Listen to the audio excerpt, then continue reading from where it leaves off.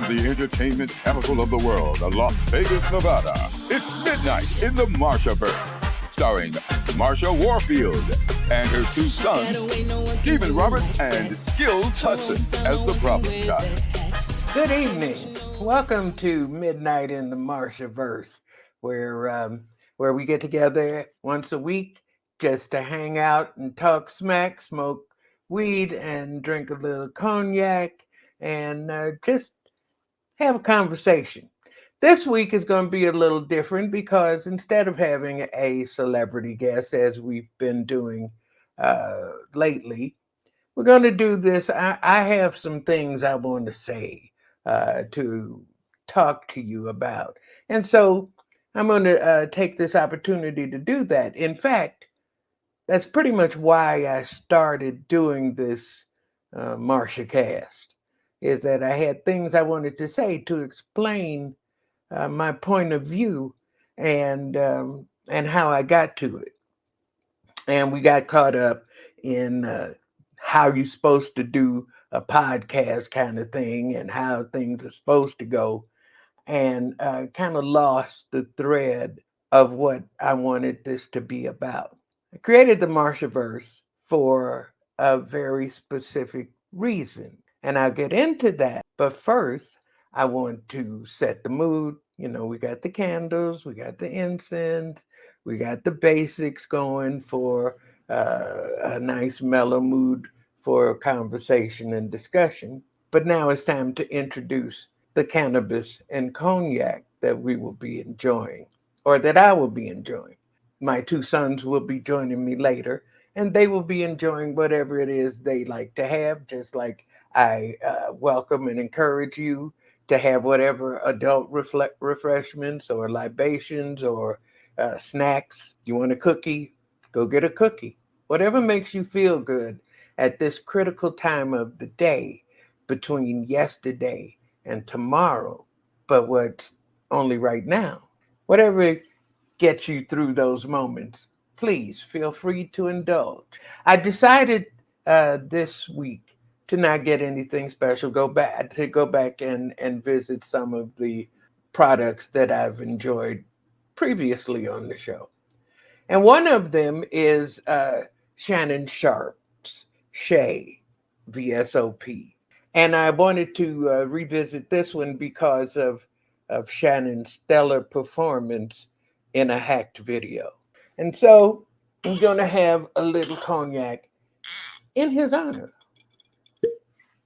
We weren't there to give him a round of applause, standing ovation, whatever, but I think it deserves recognition. Also, cognac, not cognac, we got the cognac.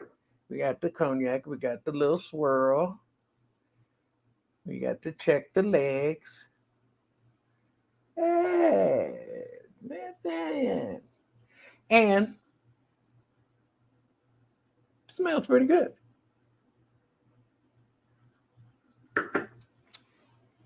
Yeah, it's got a little pepper on it. You know, I just went to Sacramento and did a show at the Guild Theater. And it was a great show. I had a lot of fun. But I usually take a glass of cognac on stage. That's got some pepper. But anyway, I usually take a glass of cognac on stage. Timing just to have, I think it looks cool. And let's admit, we live a lot of our lives trying to look cool. But anyway, so usually, sometimes they just bring me a drink from the bar. Fine, cool. I'm probably not going to drink most of it nowhere. Sometimes they bring me a bottle, a nice bottle of cognac they wouldn't get. That's nice. I have a drink. And then somebody else has a bottle of cognac. When I was in Sacramento, they brought me like a gallon tub of cognac. They brought me, it should have had one of them spouts like the old sparkless bottles, look, look, look, look. It was so much cognac. I'm like, I barely opened it when they set it down. It was about that much gone out the bottom. But that was very nice, and I appreciated the love they showed me, and I had a good time doing stand up. I love doing stand up. That's my shit. I get to say what I want to say and do what I want to do. And that's what I love about being here. That I get to say, do what I want, make it be what I want it to be. And you like it or you don't. I hope you like it. And if you do, um, comment and like it and share and all that good stuff. This is my favorite little vape mod. It's a I don't know the name of it, but it's a stiletto. Ha ha ha. There you go. Now I'm gonna turn it on. And this is a heavy hitters card. I like them. So here we go. Well, that's not even hitting. That is. I don't want to take too much because I want to keep my wits about myself as we get into this subject. The Marshaverse is a reality that I recognize, not so much created. When I came back to start doing stand up, I started noticing the things that I found funny. I started noticing the topics that I kept visiting. And I realized that they weren't separate topics, they were all interconnected. And so once I found the thread between them, I realized that my world, my point of view, was at odds with the reality of the world we are all born into, the world of the United States of America, the world of land of the free and home of the brave. Not really. And instead of coming at these various elements as separate issues, I put them all together and developed a show.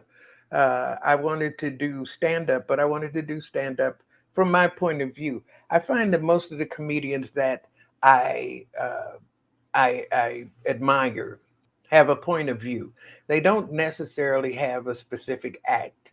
They have a point of view that they speak from, and that's from Dick Gregory to George Carlin to Richard Pryor. It's their reality that they speak from about the world we all live in. And so my coming into the Marshaverse, it was over a long period of time. If you bear with me, I'll try to explain. It's hard to find a beginning to a circle and to a helix or to an hourglass, an infinity symbol. There is no real beginning. When I realized that I was not just bi-curious, that I was not just a free spirit, that I was indeed a lesbian, I had to come to terms with my upbringing and grooming. I had been groomed to be a straight woman. I got married when I was 18. I dabbled and dibbled, but didn't really step into the culture in any significant way. And so I realized that as a Easter and Christmas kind of Christian, that my reality, my dawning reality, was at odds with my faith. And so I vowed to read the Bible. I had never read the Bible. People had told me what was in the Bible. People tended to quote passages from the Bible, which I thought was a really weird way to communicate lessons from the Bible, since nobody ever talked about reading it like a book and figuring out what the story is all about. So that's what I did. I read the Bible. And about 20 pages into it, I was pretty much done. I kept reading. I read the whole thing from start to finish. But where I am what it said, what it led me to investigate, from archaeology to anthropology to astrology and astronomy and everything else that might have a bearing on how human beings come to a religion. I still didn't get it. I didn't see me in that book. And it seemed to me very clearly to be an allegory, a series of allegories, and it seemed to be very clearly about uh, the creation of the patriarchy. It seemed very clear that women were marginalized and pretty much demonized in many ways, and cast most often as harlots and uh, just marginal, but not always nice people. So I thought that the Genesis story of Adam and Eve was men trying to create life, which they cannot do, as that is the feminine, the female of nature, to bring life from spirit to flesh. And in Genesis, God does that and uh, breathes life into a human being. And we go from there. That was one thing that seemed clear, that it was, we're beginning to, like, this is you trying to make something happen that ain't happening, that can't happen. If you are comfortable with the rules of nature, you don't need God, because nature is. It's not a theory. It is. It's every winter. It's every snowflake. It's every blade of grass. It's everything you eat. It's everywhere.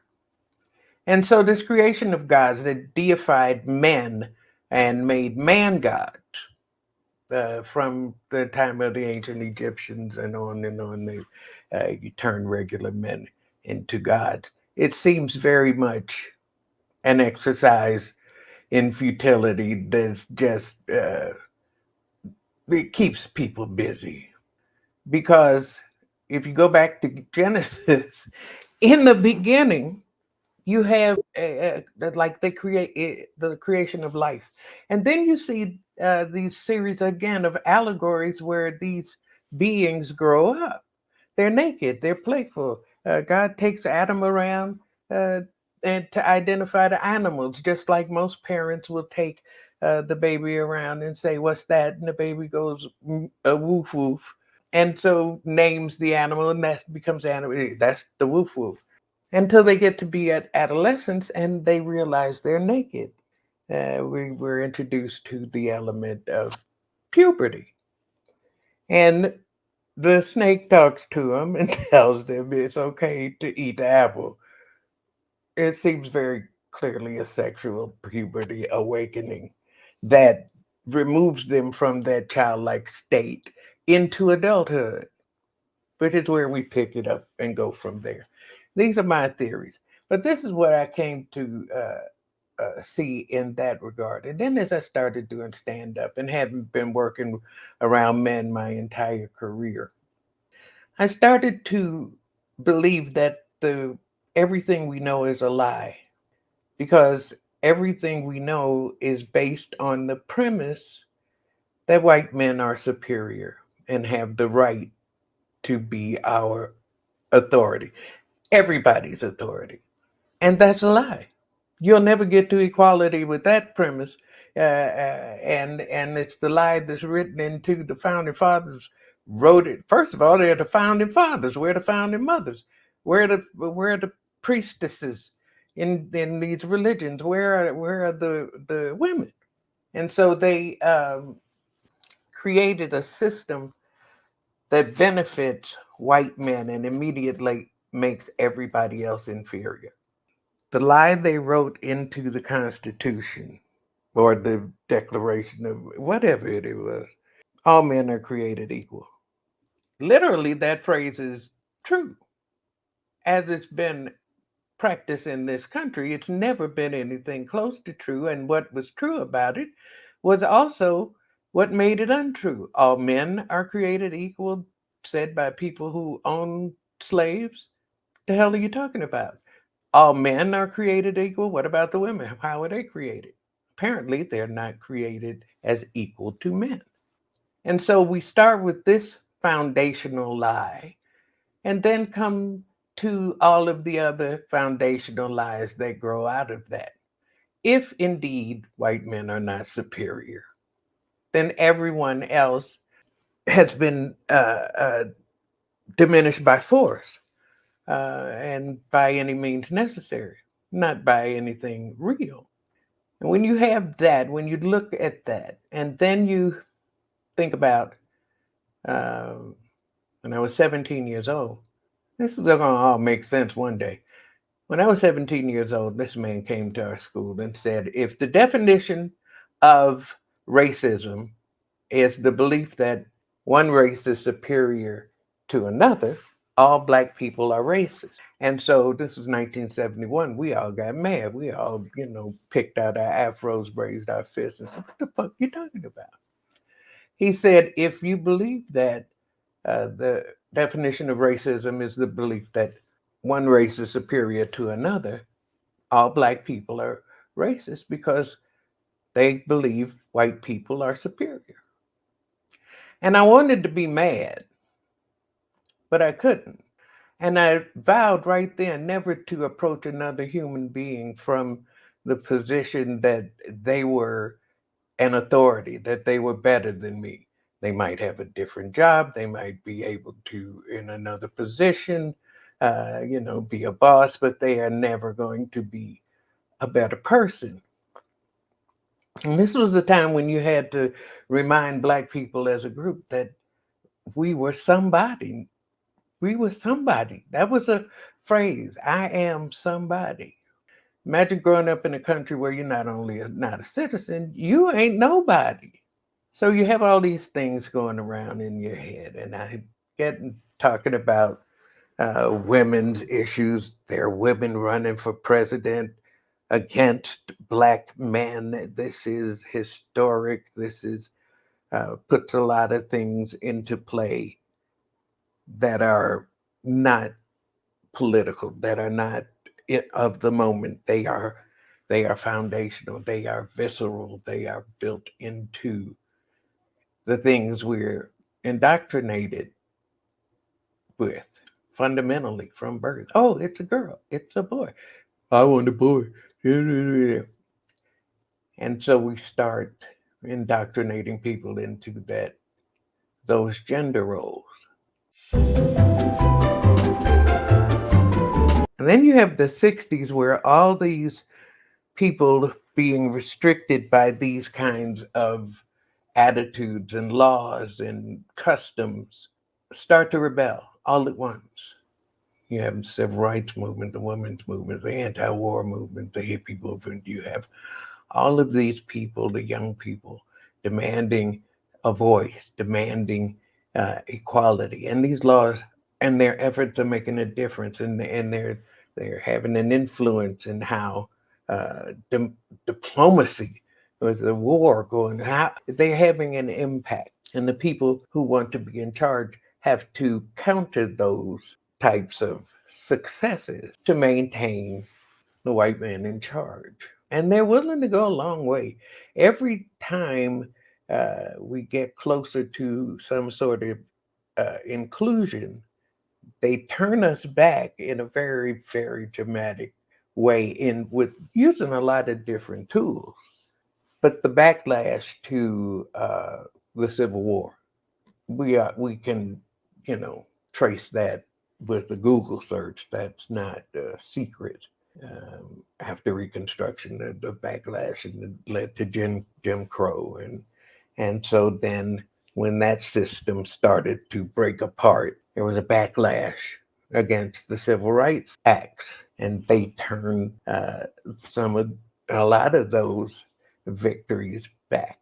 As we've come into this time, the 1619 Project rocked the foundations of what Americans know as true, and started to be implemented into the curricula to the school, elementary curricula. And children were hearing the truth, not just the white male point of view, but the inclusive uh, truths, other people's uh, perspectives on history that happened to them.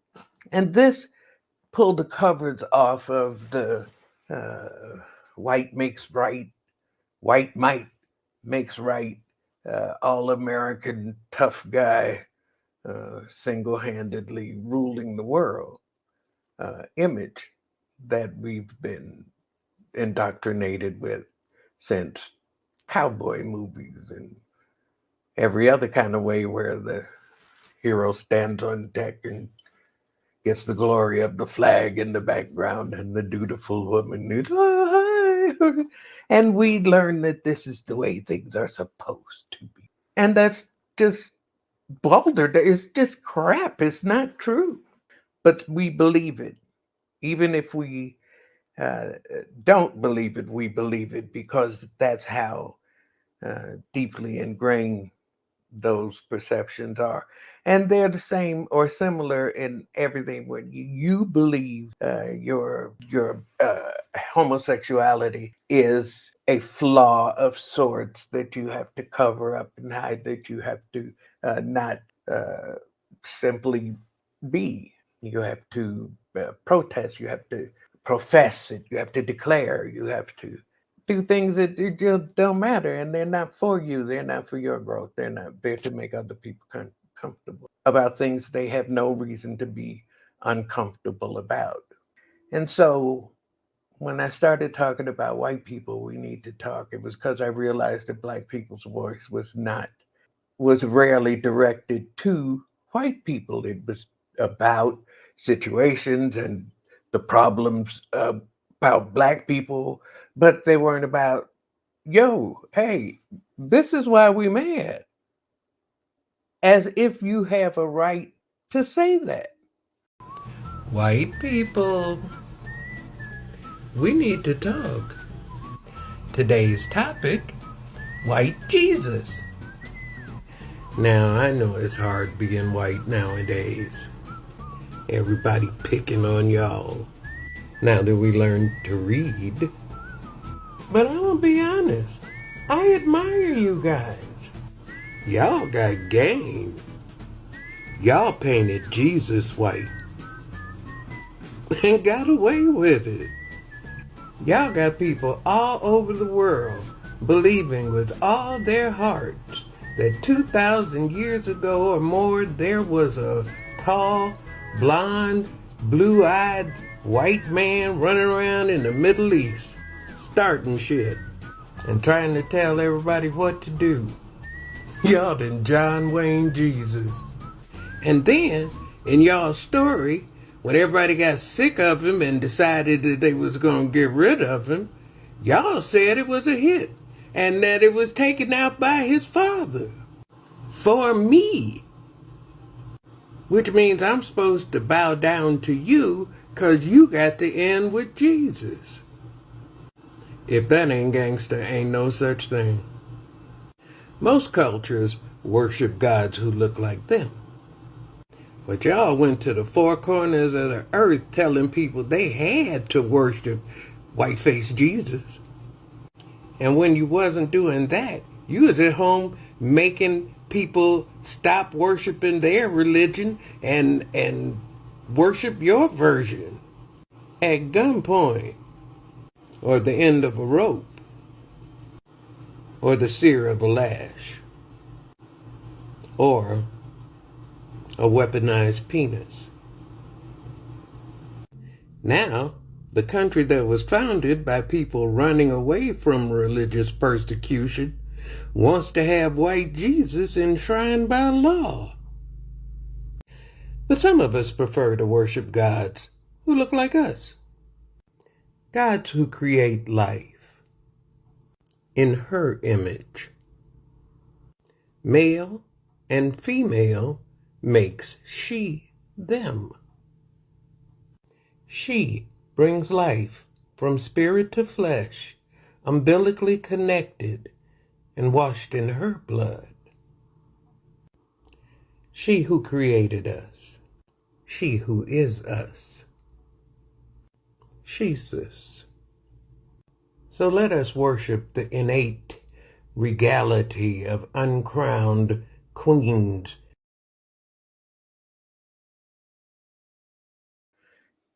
When I started talking about sapphire spirit and how your powers, your innate regality is mocked and demeaned. And so you're not just someone who commands attention in a room simply because of your presence. Now you're an intimidated, ball busting, neck rocking, angry black sapphire. And it said it spat at you so that well, no, I ain't. Yes, you are. Yes, you are. And so you miss when you're presented from somebody else's perspective, especially if it's deliberately skewed, it distorts your own inner perspective. And I think we're at a point now where we have to be mothered. And women have to just understand that we have the power to make the world different like that. All we have to do is decide to do it. We have the power to change from a society where men tell women what they can do with their bodies, where men decide how you are supposed to live your adult life. You are supposed to be married. You're supposed to be this, or else you're a childish cat lady. Ha ha ha. The hell are you talking about? This is just silly shit. If you don't want to do that, if you don't want to live like that, all you got to do is not vote for it. They have done the thing, they spoke the quiet part out loud, but lived it. Okay. This is about gender. This is about gender. The elimination of the feminine power from the equation makes it a losing zero sum game. Is you can't win when you don't have all your strength. And so they brought this down to its basics: male, female, masculine, feminine. All things we have been taught to associate with masculinity, and all the things we've been taught to associate with femininity: strength, weakness, uh, dominance, submission. These things are on the ballot. And there's a lot of us who understand things on a visceral level that we can't always articulate. And I think a lot of women recognize that this is a moment, whether you give praise to the goddess who brought the confluence of these events together so that we could come to this moment in time as if we were called by the moon. Now, however you feel like we got here, this is the reality. You can win if you want to. You have the candidate who can bring feminine power to the party. Is she perfect? Ain't nobody perfect. That's not the point. Is she better than her opponent? That shouldn't even be a question. And so, if you want to seize the moment and quietly pull one of those and just win by being the powerful life giver that you are. And I can talk about a lot of this kind of stuff and bring it all back together, but that's what Marshaverse is. It's not just here on this platform, it's in my stand up, it's in everything where everything comes together from the foundational lies we've been taught to the natural truths that we've allowed ourselves to see. So that's my little TED talk for today. Midnight in the Marshaverse is brought to you by Aunt Karen's Suburban Seasonings. Aunt Karen knows that after a long day of being an official trumpet for Jesus and all that entails, your mom's for liberty duties of scouring school board programs to eliminate any mention of drag queens, trans women, and black people, and protecting your neighbors from rogue cookie and lemonade sales children, playing kissy face with your pets on kitchen counters, and threatening delivery and tradesmen with bogus rate charges, and screaming like a banshee for no apparent reason. Who has time after all of that to make a hearty, delicious family meal? Nobody. That's why Aunt Karen is introducing a new convenience food line with you in mind. Heartables. With a looming civil war and or religious apocalypse on the horizon, fingers crossed all goes according to Project 25, what could be better than powdered and freeze-dried three-course meal capsule packs that are ready in a minute and have a shelf life of forever?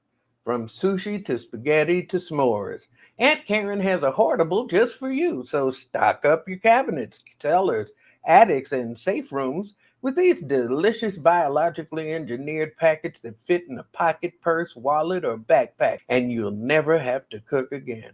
Because Aunt Karen knows that making America white again is not only a full time job, but a suburban housewife's lifelong commitment and dream. I'd like to present to you two very important people in my life. These young men are not only very funny and talented and all of that, but they've been my support group for the past 8, 9 years. And so I want to bring to you my first. I'm going to bring my baby boy out, my problem child. I say that with all the affection in the world. So say hello to Skillz Hudson. Hi, baby. Hey, man, How you doing?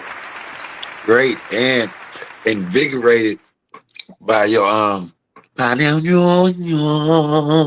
call I call it. I had a mom moment of clarity. Okay.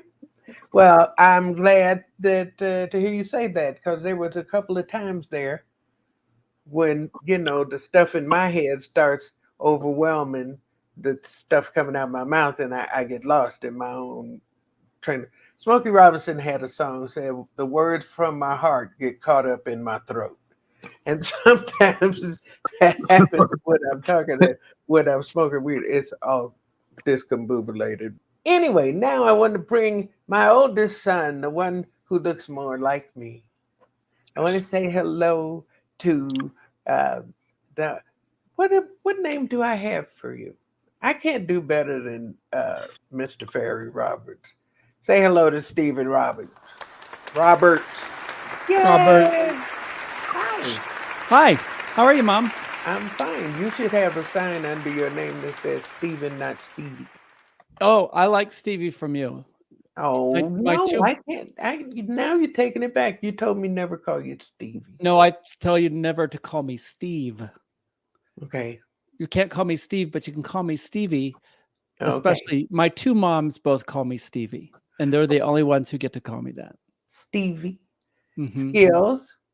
What name Skillsy. can I not call you? Oh, don't call me Emmanuel, Okay. Why? uh, Why? because it was always mispronounced growing up. Emmanuel, Emmanuel, Emmanuel wasn't even Man? Emmanuel, Man? You? Man. Manuel, yeah, Manuel. Did anybody call you Manuel? Ah, Yes, Manuel? yeah, Did anybody call you Manny? yep, Manny, Oh, Manny. so no, you're my baby boy Skills. So you heard me wax poetic about the coming election and how I think it's a battle of good and evil and feminine versus masculine, which are arbitrary qualities anyway.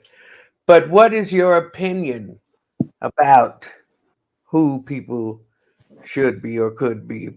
How do you see in this election upcoming?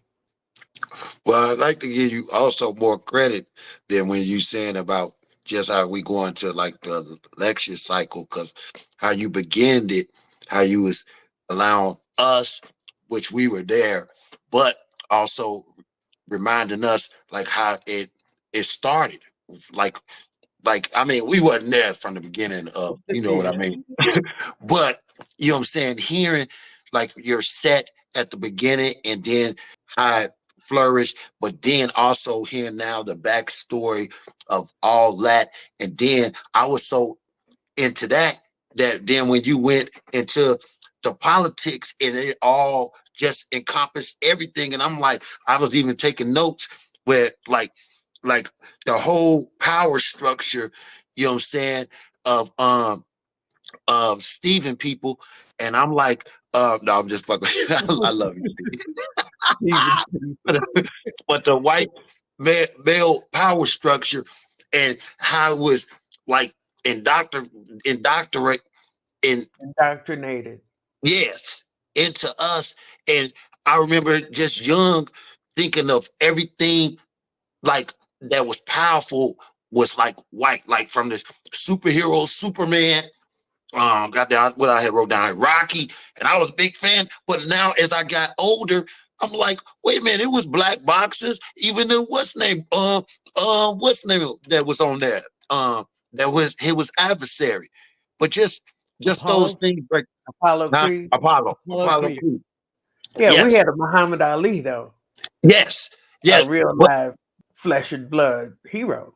yes, that was a little bit before I was young. But Yeah. but what I was saying is, though, Monk, that and then so now to answer your question about politics, what was the question? Who you gonna vote for? Oh, oh, I'm voting for Kamala. But like it just it sometimes gets tiresome verbally debating, not even debating, just even having a cordial conversation with any individual that's not voting for Kamala, because they coming, they like you can show them that facts, proof, and everything, and they will look at them facts and proof and come with all lies. Like, well, I got lies. You These know what? lies. Just like I said, I was taught certain things. I grew up in the 50s and 60s, all white, everything, everything. You saw a black person shoveling snow in Canada on TV, and you went, "Hey, call everybody! It's a black man on TV." That's how rare it was. At church, everything, and women, and "Hey, darling, would you like another cup of coffee?" And that was your role. And if you were black, you had to assimilate to pretend to be one or the other of those. You had to be a black darling. Would you like a cup of coffee? Or you could be the "y'all want another cup of coffee" kind of made person, uh, but raised with those kind of stereotypes. And everybody was raised with, and I don't know why I started. You said something that triggered it, but growing up like that, it shapes your perspective about things, and you see how they like allowed black exploitation to take hold, and minstrel sitcoms to take hold as a backlash to the Black Power movement. And what I wanted to say about something you said, Skillz, and what you say, America, you see the whole thing in a whole different light. Now imagine what Colin Kaepernick represents to people who were raised with that truth about veneration of the flag. Yeah. Okay. Just like I learned what I learned, they learned a whole different history. They learned a history of inclusion, of was about them. And it wasn't so necessarily overt, but all the pictures they saw were white people doing well and black people and everybody else fighting and struggling and hollering in the street and rioting. And what's wrong with those people? Because they lived a whole different experience on purpose. And so it's like, why do we all have these different, but collective points of view. It's how we were taught on purpose. Those schools were designed to teach you how to go to work, come home, have dinner, watch TV, go to work. Not to aspire to be nothing, to do nothing, to go further. We weren't even exposed to most of the possibilities that were out there. You get up, you go to work, you drive your bus, you come home, you do it, and that's what you're supposed to do. And so, getting people out of that mindset enough to see the world from their own real point of view, their own Skillz verse, their own Stephen verse, is very hard because we're raised in this thing to see things a certain way, and why you can't deviate, why you must go to church, why you must do these things, because if you don't, the whole fucking system falls apart. Imagine being a white gay boy in Texas who knows that he does not fit in and does not measure up to the football playing, gun toting Texas accent, truck nuts kind of culture that I grew up in, and especially in the church. I went to church 3 days a week, and knowing that I was different and knowing that I did not fit in and having to act straight and act, it's funny because people have come up to me many, many times in my life and said, "You're gay, you don't act gay." And I think, I don't see how you don't see it. And I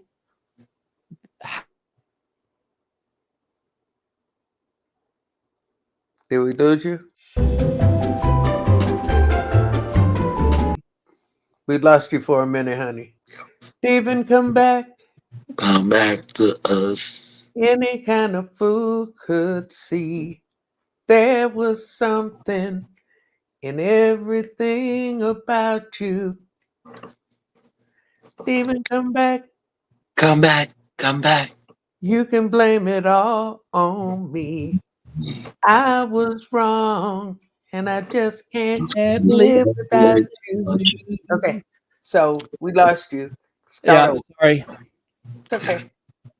So anyway, growing up in that culture and people saying you don't act gay, well, I started to realize that I was passing for survival, and that I didn't have to do that. And then I moved to Chicago and moved to Boys Town and found that part of me, and went to the parades and went to meetings and protested and got involved and found myself, and really had to unlearn a lot of things that I was taught about white people without them saying it, without them directly telling me. And I will tell you, one of the hardest things to do is to admit that you have racist thoughts on a daily basis.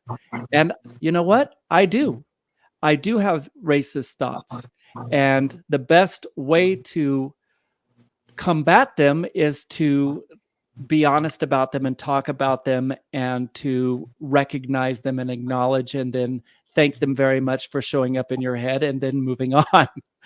So that's really what it's about. And I consider myself a very lucky person because I grew up on the border of Mexico, and I learned very quickly that there's more than one way to live. There's more than one culture in the world, and there's more than one language. There's more than one religion. And so I've always felt very, very lucky that I had that. And then the second part, the main question, which is who are you going to vote for, is I would like to address that by saying, I don't understand people who haven't, they're like, I'm undecided.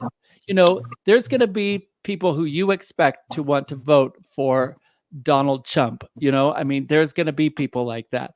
But people who haven't decided yet, David Sedaris just said just recently, he goes, it's like the flight attendant comes up to you and say, would you like chicken or would you like a big pile of poop with broken glass on it?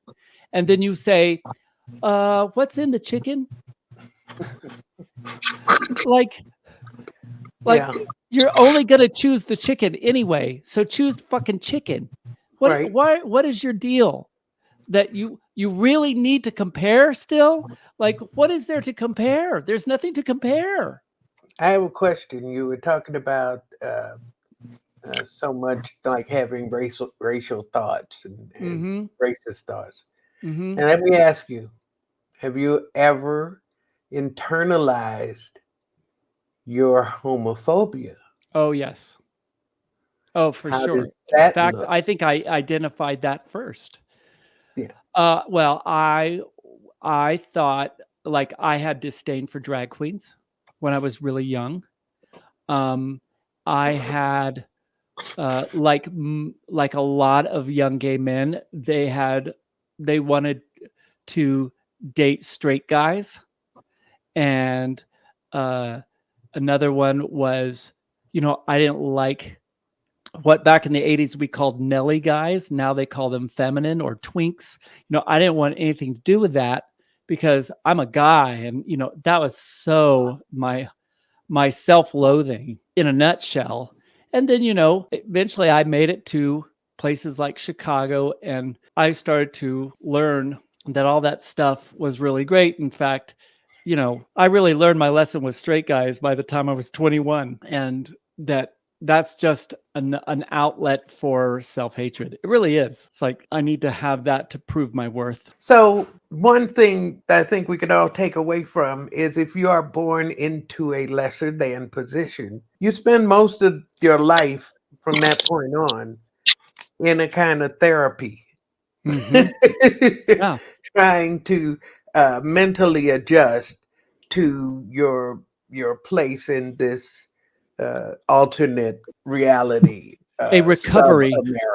sub America that Yeah. we have to exist in. And I think that's another topic that's in the Marshaverse that needs a whole lot more exploration. The reality of how so many groups created a parallel system to everything, a parallel religious system, even if they were within the same Christian community. They are Asian Christian communities that sing the same hymns and stuff, but they're very much an Asian Christian community, and they're, you could say the same thing, but different ethnic groups who all are united in their faith, but they're different cultures. And to have all of these kind of parallel Americans that have woven this fabric is so fascinating to me.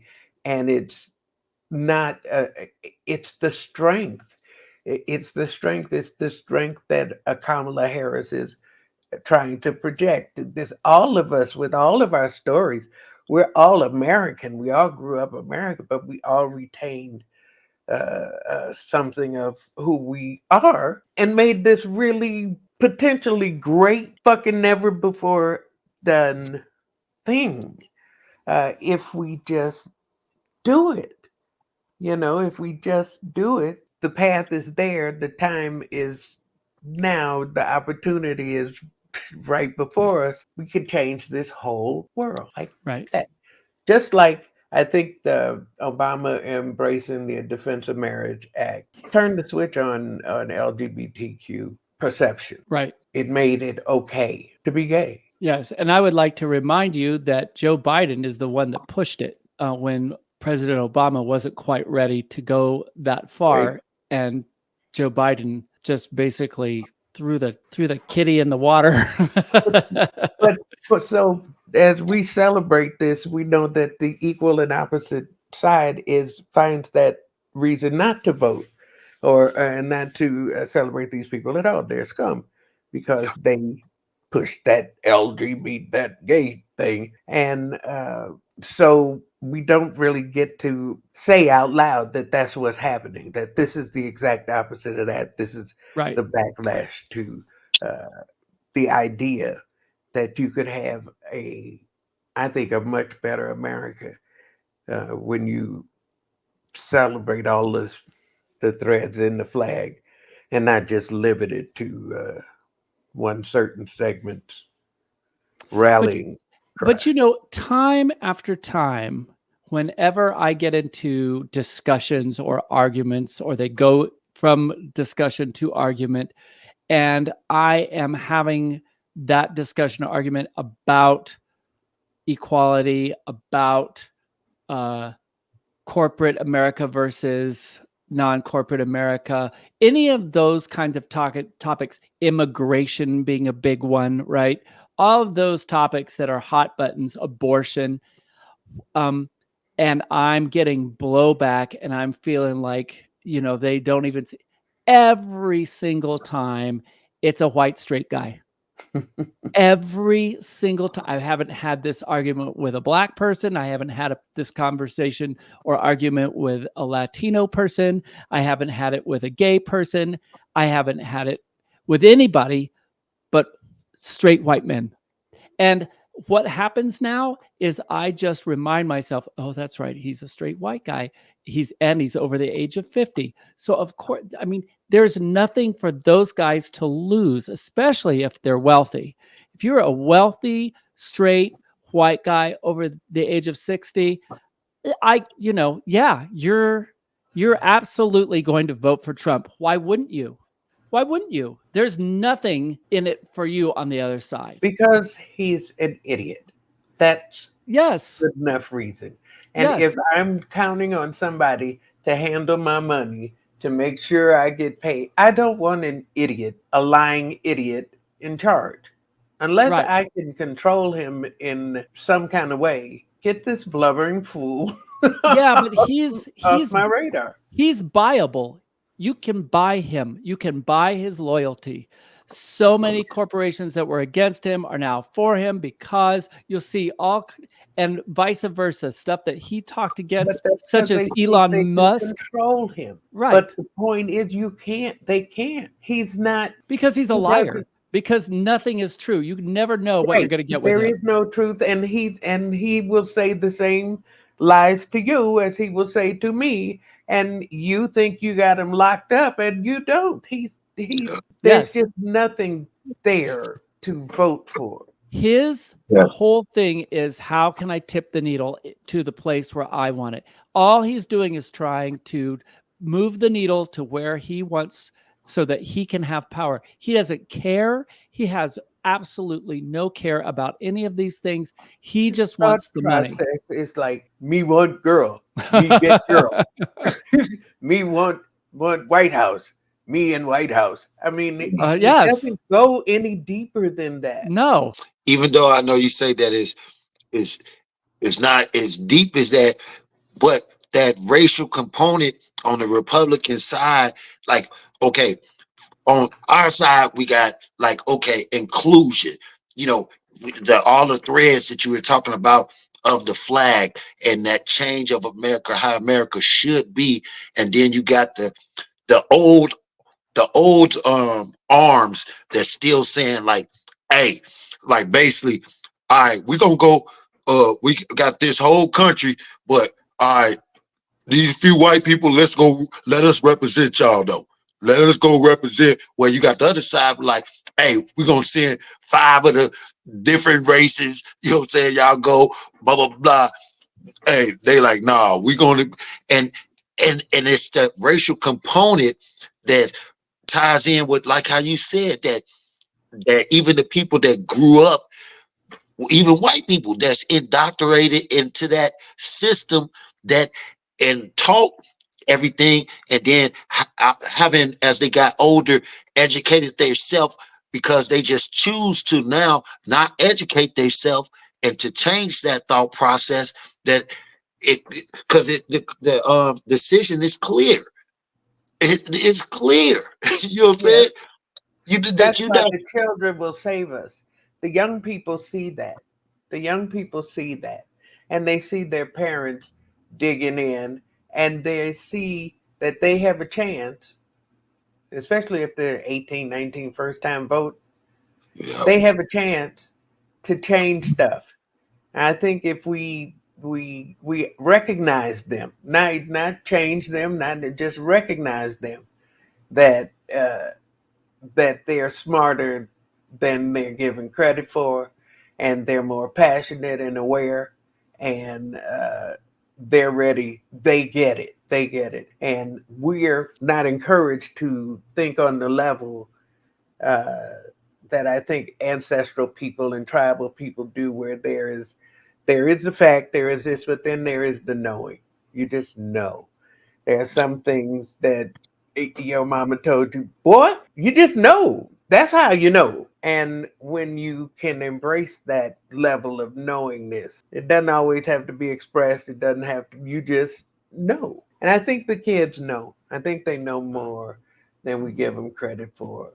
And they're ready to participate and don't see a big deal. Why are we going out marching and doing it? We just go vote. They're just gonna go vote. And I think that's gonna surprise people. So, whew, Ugh, let's not talk about now him anymore. you got was there a 2 minute rant? I think I've I, ranted for I my think we've ranted a lot. I gave my rant. What's that happy thought? Well, Something you happy. said something Sing a happy. happy song. Sing a happy song. I got a What card. I don't know what to say. It says, if you could let go of something right now, no matter how big or small, what would it be? fear? Good answer. And I, not just total fear, because let me rephrase that, because fear with awareness is okay. Like, Yeah. me as a black man, if I'm walking and awareness, and it's I can choose to walk away from a situation, or don't uh, to engage in a situation.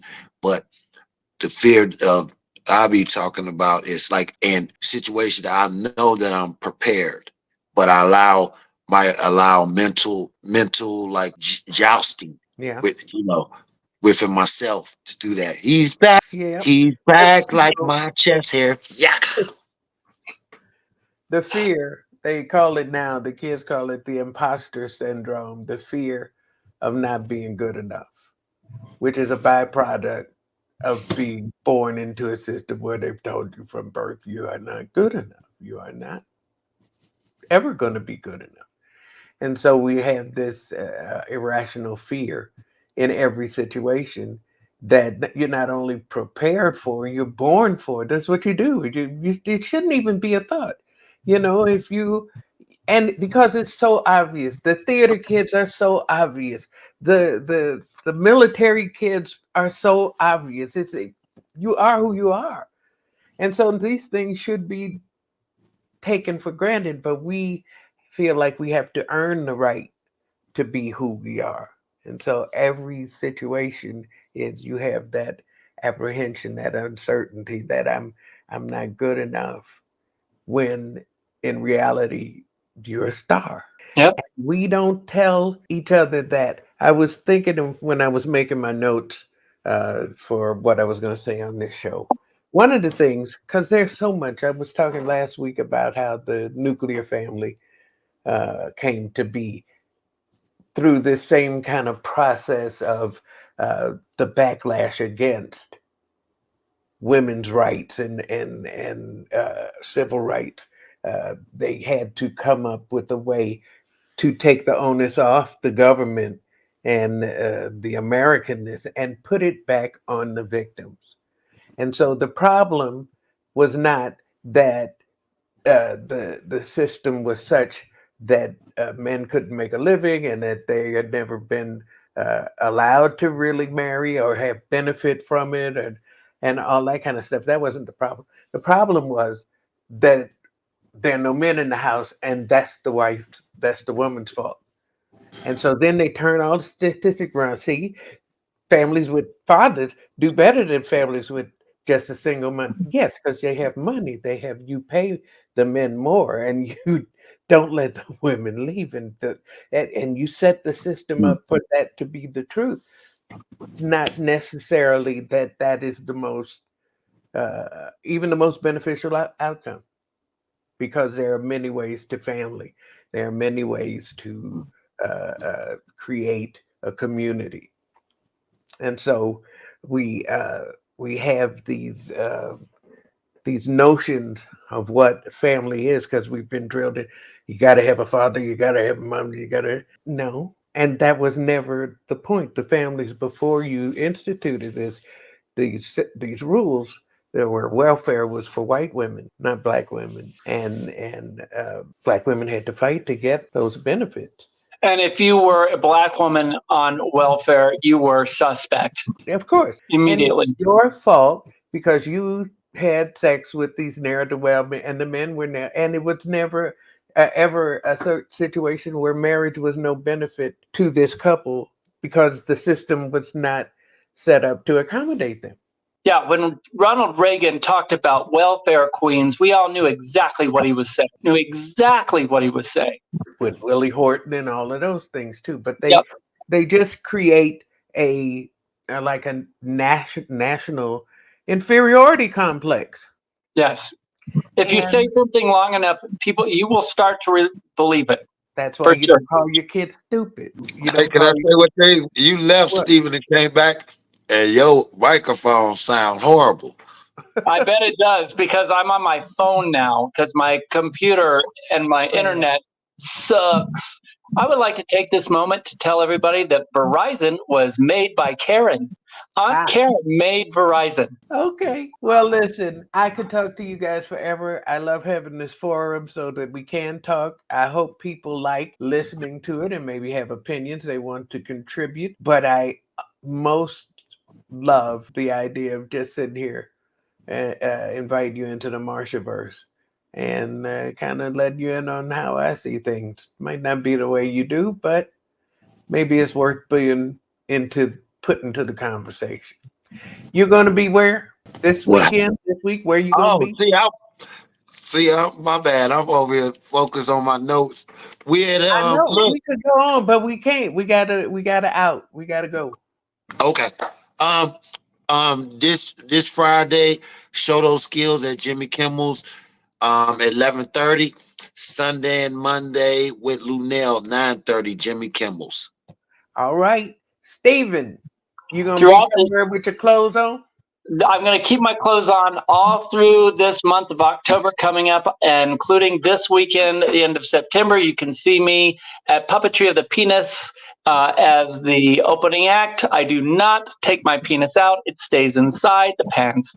And you can also go to Woku and see I'm the interviewing host for the documentary series Behind the Comedian. Love for you to look up. Woku is free. You don't have to pay for anything. The show is Behind the Comedian, and I'm this season's host. Yay! And I am going to be back here in the Marshaverse next week, and I am also I did Night Court again. Yay! And that should be coming out whenever it comes out. But I had a ball, and I'm going to be doing the First Ladies of Disco on the 29th for their tea dance, the happiest show I've ever been in.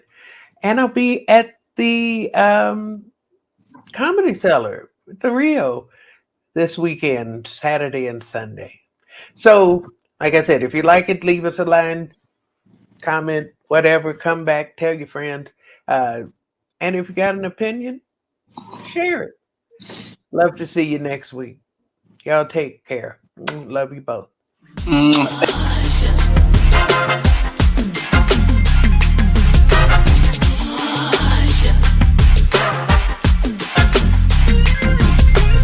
She got away, no one can do it like that.